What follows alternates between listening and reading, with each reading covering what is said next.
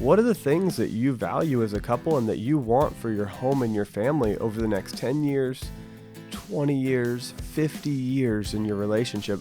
What are the values of the home? For some people, it's family. For some people, it's church. It's giving. It's debt-free living.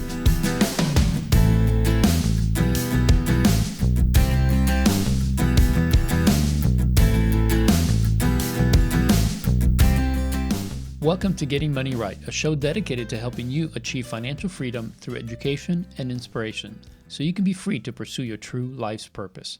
We are your hosts, Leo Sabo and Devin Thompson, and on today's episode, we're continuing our series on the different stages of relationships, from dating to pre-marriage to newly married, and then finally to long-term financial success.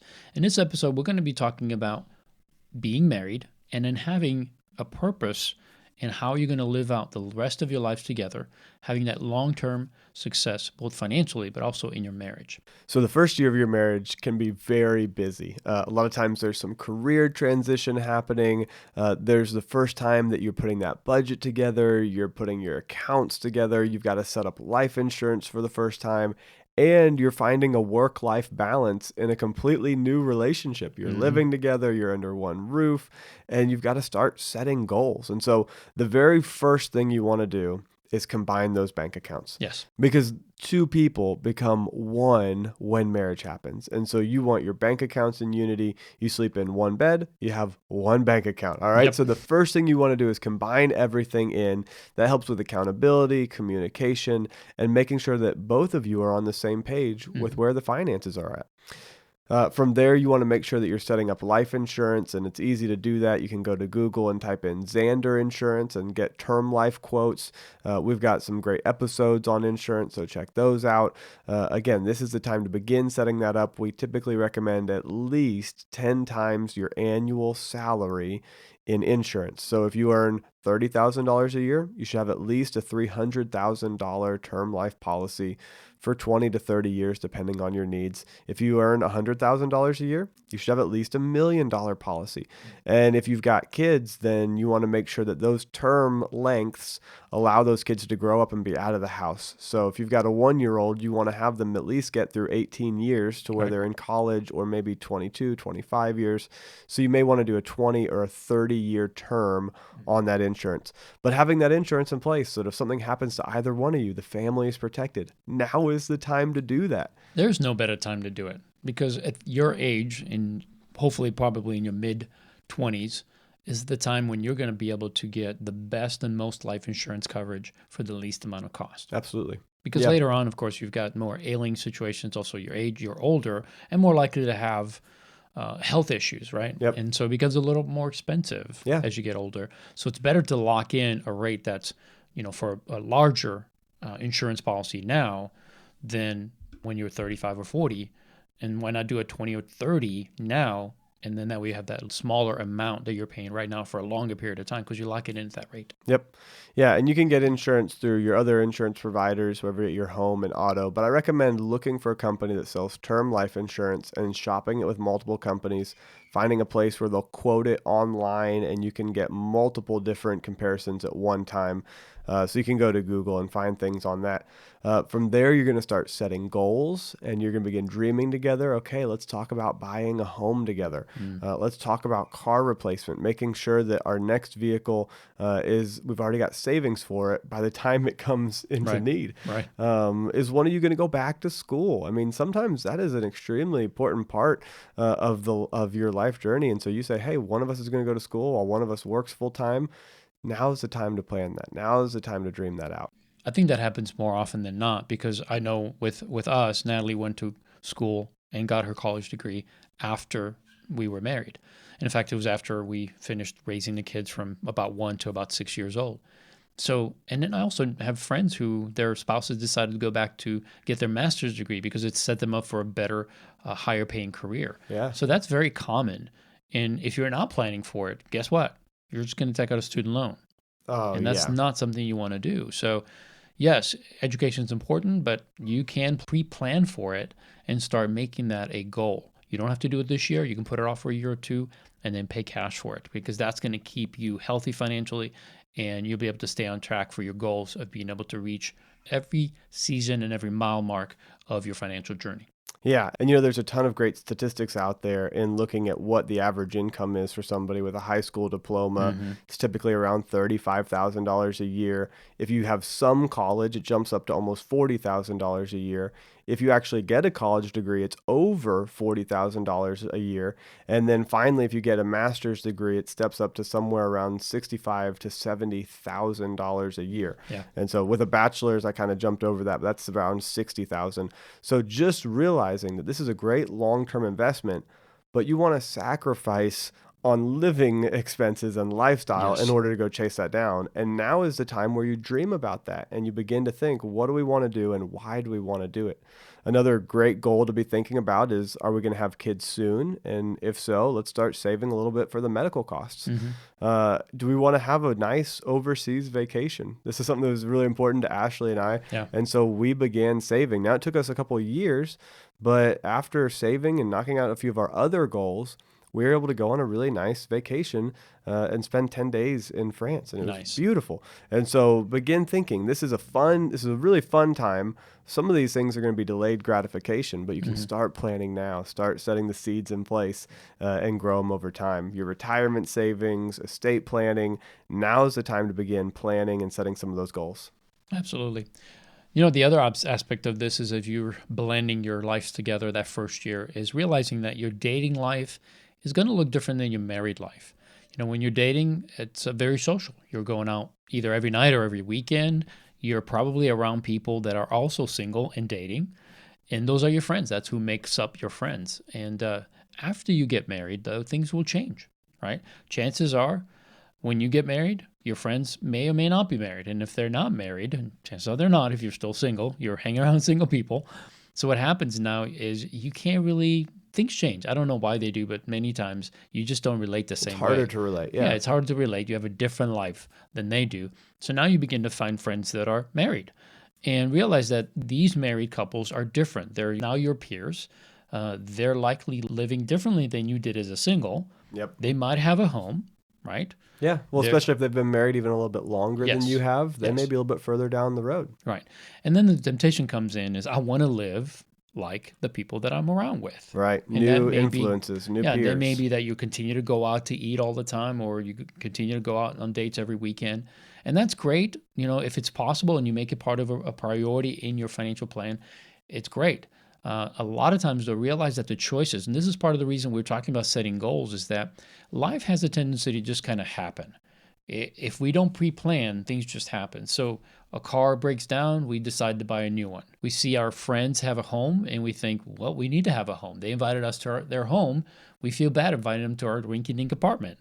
And pretty soon you start having these pressures of a married person, and it can even feel like if you don't have a home, you're a failure. Like you're not growing up yet. Right. And that really is a pressure. That's a real pressure. But the decision for you to go from renting to owning a home can be financially very, very different. And you're taking on a huge responsibility. And if you do it too soon, it could really financially set you back and cause some situations and some problems financially long term. So yeah, Leo and I have both counseled people recently and talked through all of the expenses of owning a home, and not just the mortgage payment, but the taxes and the insurance and going through the electricity and the water and everything that boils into that house payment. There is a lot more than the average person is thinking. Oh, yeah. And so both of us, and probably the last month, have sat down and walked somebody through that equation and helped them have more peace about waiting to purchase a home and kind of pulling away from that peer pressure. Because when you see everybody else going out and buying a home, and most people are not doing it with good financial decision making, the vast majority of people are taking on too much debt too early in their life, and then they're hoping they can make it. And a lot of times, if they go from a dual income down to one income for a health reason, for they have kids, Right. anything changes, it can totally wreck their finances because they weren't really prepared. And so just because somebody else is buying a home, don't let that be something that drives you off the cliff in purchasing a home as well. I think the key word here is margin. Anytime you either do away with your margin or your margin decreases, it's going to make you feel more stressed. It's going to bring anxiety into your financial situation and in your relationship because there's not as much room to be able to do the things that you were doing before. We talked about dating. I know when Natalie and I were first dating, we dated and we went out at least 2, 3 times a week, especially on the weekends. We would just spend the whole weekend together, right? That's why she thought you were rich, Leo. Yeah. Well, I mean, it's true. I wanted to be with her all the time, and she did the same. But when we got married, and now I'm working and finishing up a year of college because I had one more year left, and she's working, the date night and the expenses that we had, now that we're living in an apartment, we have bills and all those things, it took away some of that margin that we had that was our spending because we were both living at home and we didn't have to worry about rent. So when that happened, all of a sudden we didn't have the resources to do the same thing. So all of a sudden you go from having a really nice, fun time to we can't go out to eat because we don't have the money, or we can't go on a date because we don't have the money. And what we're saying is, if you take that step to buy a home or buy a new car or two, realize that you're really trading your ability to just be able to hang out together and enjoy that first year and really bind your marriage together by spending a lot of time together. Yeah. Because you're making 2 or 3 choices that are going to cripple you from being able to really live a comfortable life. Yep. And I think it's so important to just delay that, to not jump into a huge financial expense like a home or expensive cars and car payments, and give up that freedom that you have early on to enjoy before kids come, before the career becomes taxing and you're having to find that balance between home and work life. And I think that first year really need to protect it, because it really does bind you together and helps you to really form a strong bond. You are combining 2 people into one, and sometimes that can be difficult. So remove all the distractions. Don't let the financial pressure that other people, like your friends who are making these decisions, don't let them influence you to make a bad decision. I think it's like there's a video on YouTube about lemmings, how they, and lemmings are just like little small rodents, and they just jump off a cliff into the water thinking it's just a small river. They're going to be able to swim to the other side. But in the end, they're jumping in the ocean. And, it's a mass suicide, basically what happens. And sometimes I think when I look at the direction that people are going, I think that it's like lemmings. We're just going to do what everybody else is doing. And I've learned to see that as a warning. When I see everybody doing the same thing, everybody's jumping into housing, everybody's jumping into the market, everybody's buying stocks, I think you have to pause and say, if everybody's doing it, is it really smart? Yeah. Yeah, because you have that herd mentality where you see everybody going the same direction, and then you start to get a little bit of greed and thinking, well, I don't want to miss out, the fear of missing out on what they're getting. So it's either greed or it's fear of missing out. Yeah. And either way, you're the being motivation's driven. Wrong. Right, exactly. Right? Yeah. And so don't be a lemming. Go back and listen to episode 24 and 25 of Getting Money Right, and listen to Leo and I walk through the home buying process and what it is you need to have in place. The peer pressure is not worth throwing yourself over a cliff. No, absolutely not. So the next thing that you want to do when you're beginning to fight off this peer pressure and you're beginning your marriage is you want to take on a team mentality. And Leo and I got this from the Sharing Your Heart, Sharing Your Treasure book that Russell Baxter wrote. And we interviewed him a couple of weeks ago and really love reading his book and going through this content. And he said, you want to have a team home, and a team home doesn't look at other teams. That's right. You don't start the game by staring at the team across from you and saying, oh, I wish we were like them. I wish we had that player. I wish we had this thing in our house. No. Our team is going to play our game. We're going to focus on our strategy, and we're going to do it our way. We're going to come up with plans and goals based on our values, and we're going to live those out. We're not going to compare ourselves to the team next door and try to do what they're doing. The next thing that you want to do is make sure that the team cares more about the team than the individual. Yes. And you can't fall to the place where it's all about me and all about mine and my wants and my desires. This is, we are in it together, and our home and our budget and our plan. The team is more important than the individual. Yeah. Also, number 3 is don't beat up a player who makes a mistake. Shaming your partner, your spouse in this process is not going to yield any good result. So my desire is that my wife would come alongside me and help me when I make a mistake.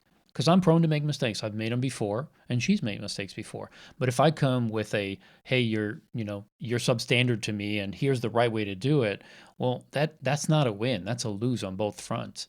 If I win an argument, I really lose. When I'm winning an argument in marriage, I'm really losing. Yeah. Because the other person's not my opponent. They're my teammate. So it's so important that you understand. It may feel good in the moment, but it would cost the team the overall victory, and it will dissolve the internal trust that you have. So it's really important that you realize that it's okay to make mistakes. We all make it. But make sure that you keep the team together by not working against your teammate. Yeah, and I'm going to make more mistakes than Ashley does. So I'd prefer to not give her a hard time when she makes a mistake, because I know that reciprocation will not be comfortable, and it dissolves the internal trust. So I want her to trust me when I make a mistake, and I'm going to trust her when she makes a mistake.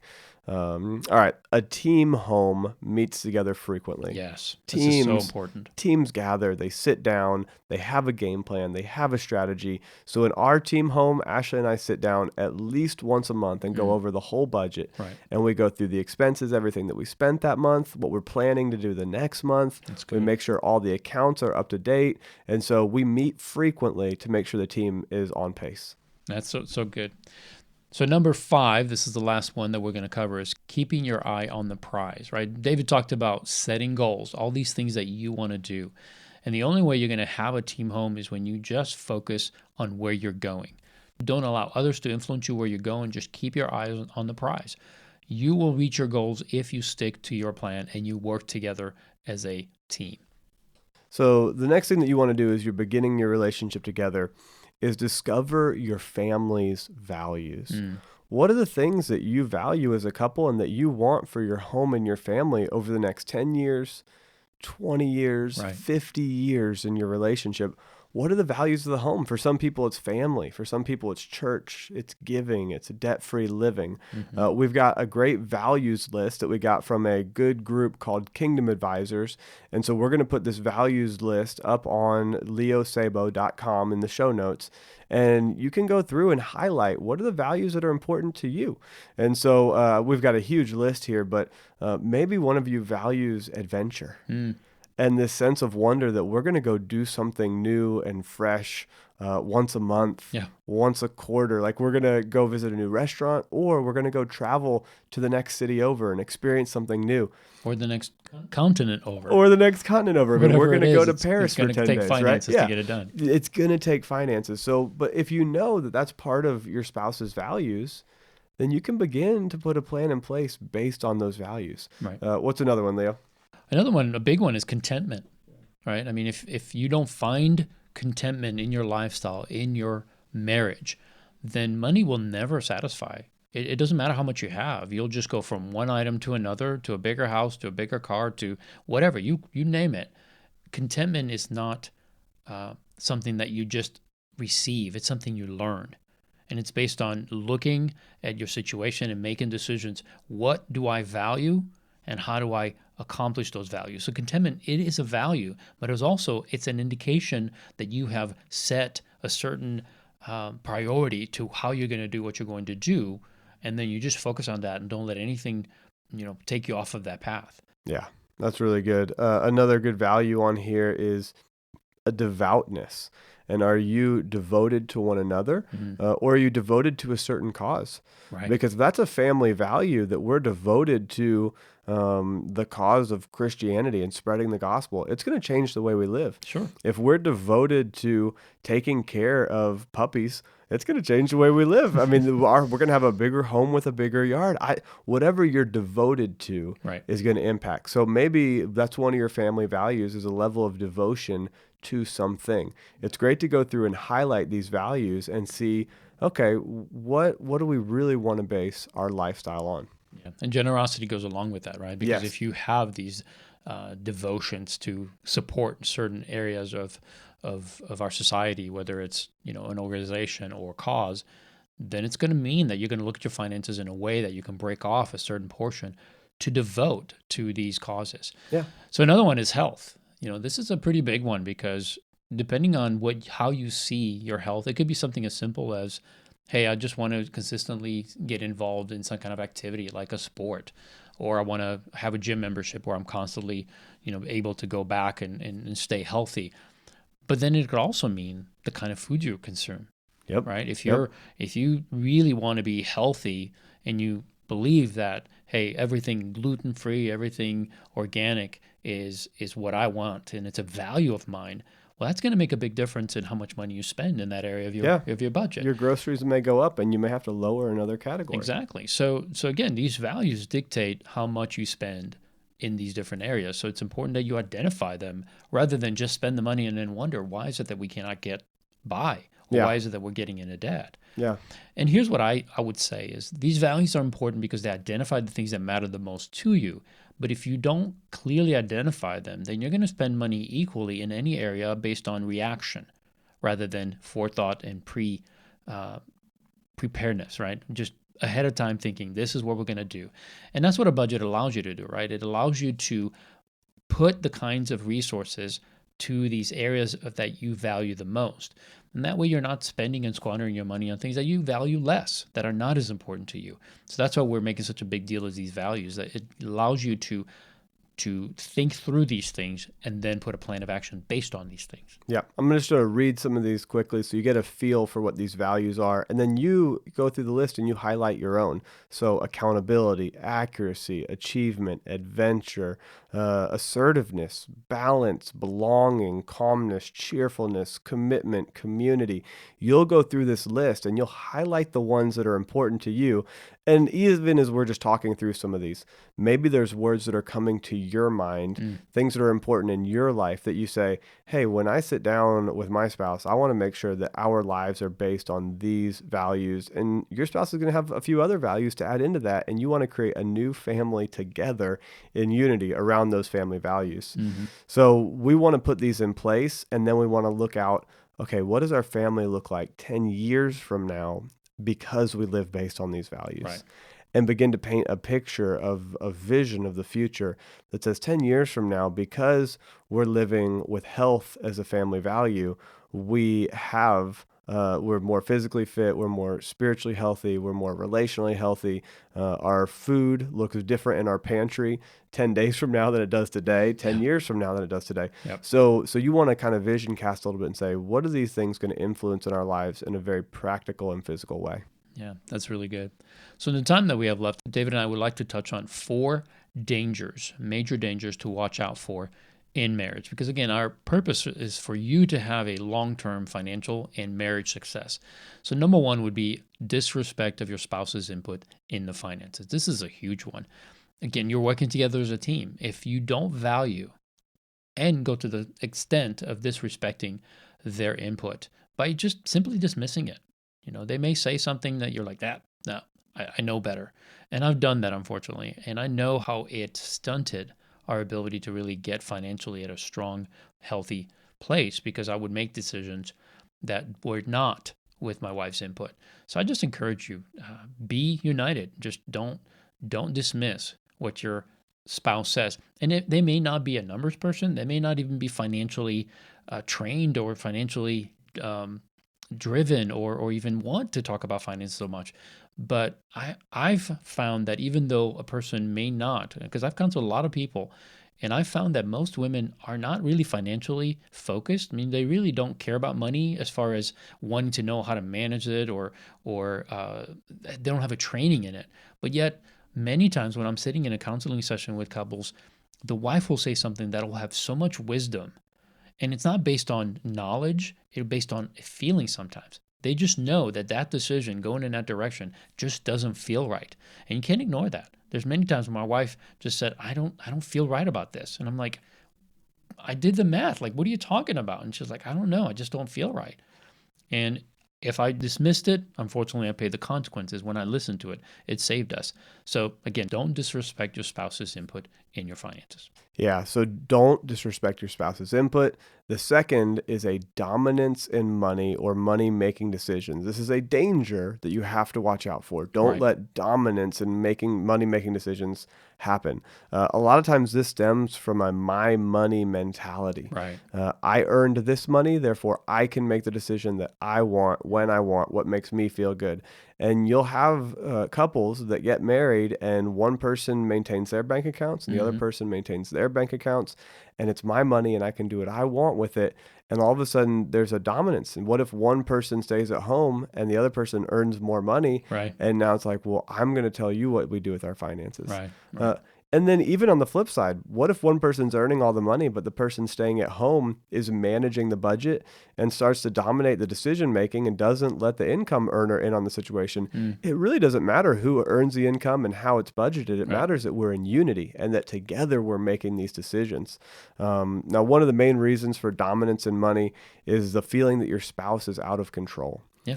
And if you've gotten to the place where you don't feel like you can trust your spouse, then it's time to bring in professional help. It's time to go to a class first and foremost, and then bring in a professional counselor, sit down one-on-one with a pastor or a leader, somebody that you trust in your life, and then from there on to professional psychological counseling. Because if you can't trust your spouse with finances, then money's not your biggest problem. Money's not your biggest problem. There's so many more trust issues underlying that the financial trust issues are just a symptom. There's a deeper root that needs to be dealt with.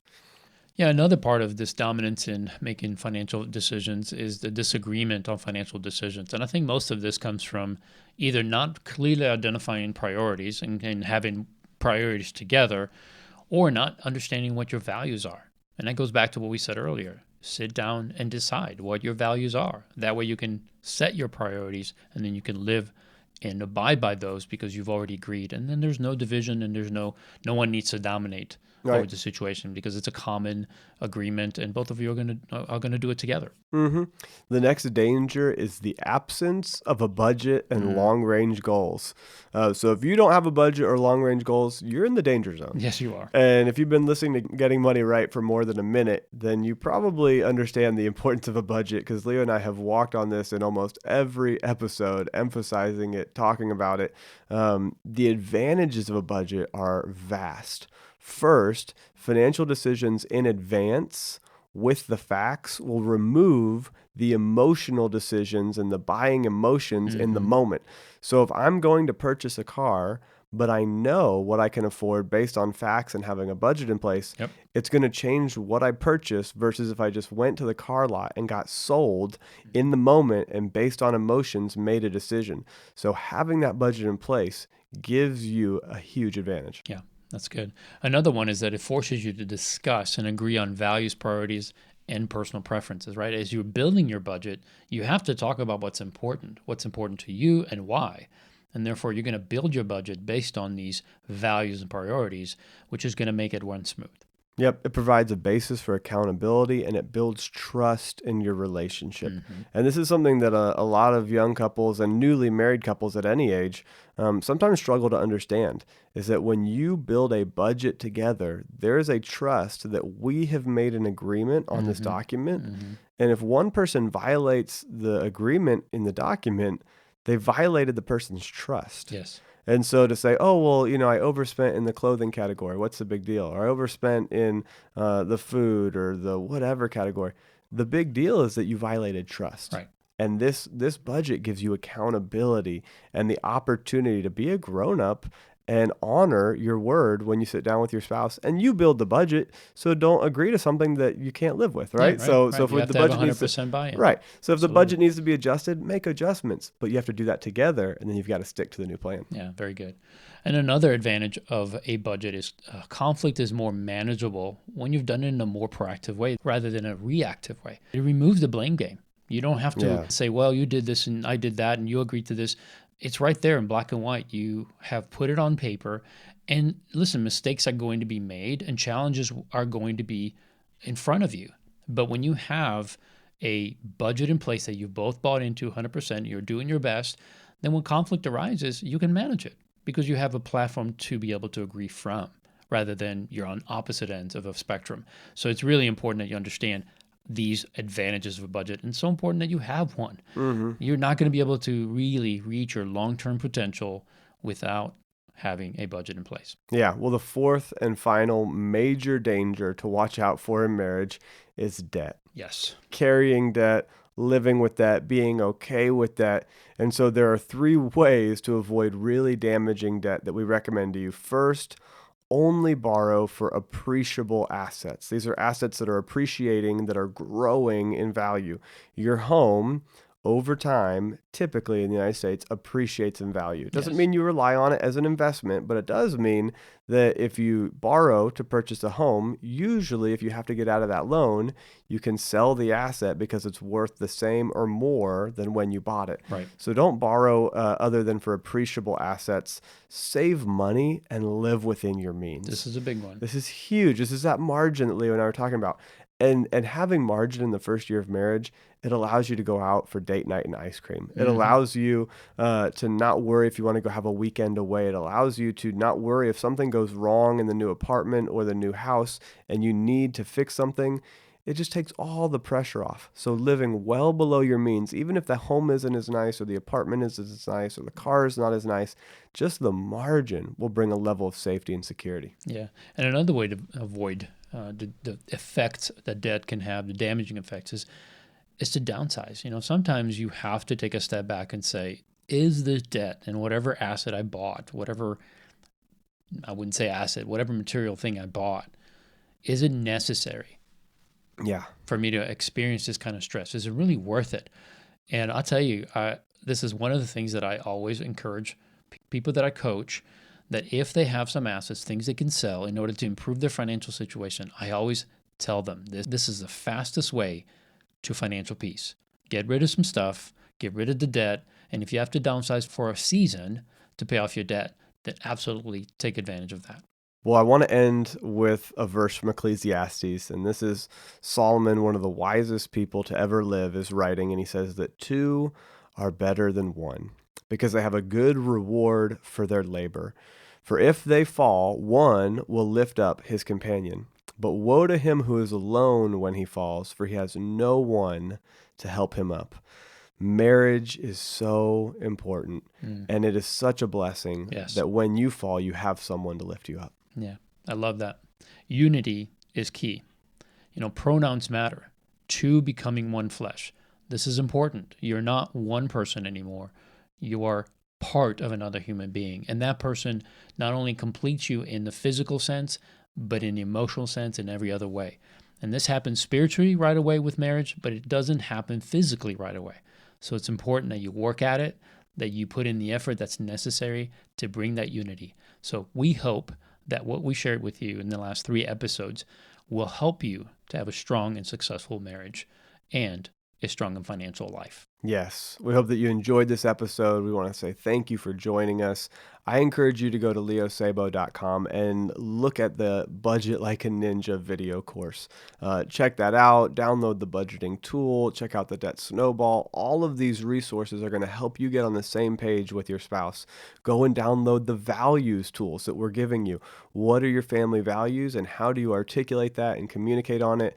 Print it out, go out for coffee with your spouse or the person that you're dating, and hopefully you're not dating someone while you have a spouse. Let's hope not. This is either you're dating someone or you have a spouse in this scenario. And so you're going to coffee, highlighting those values.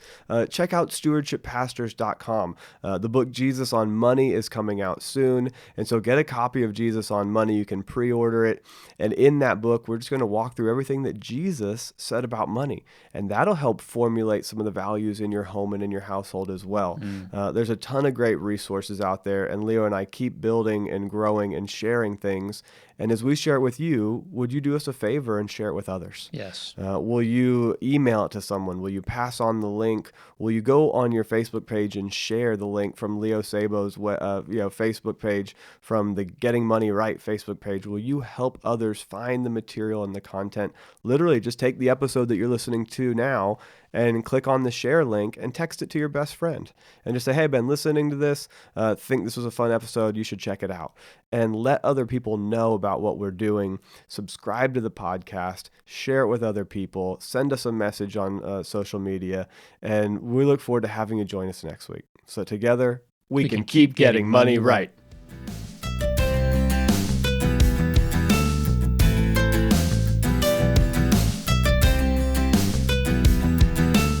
Another one is that it forces you to discuss and agree on values, priorities, and personal preferences, right? As you're building your budget, you have to talk about what's important to you and why.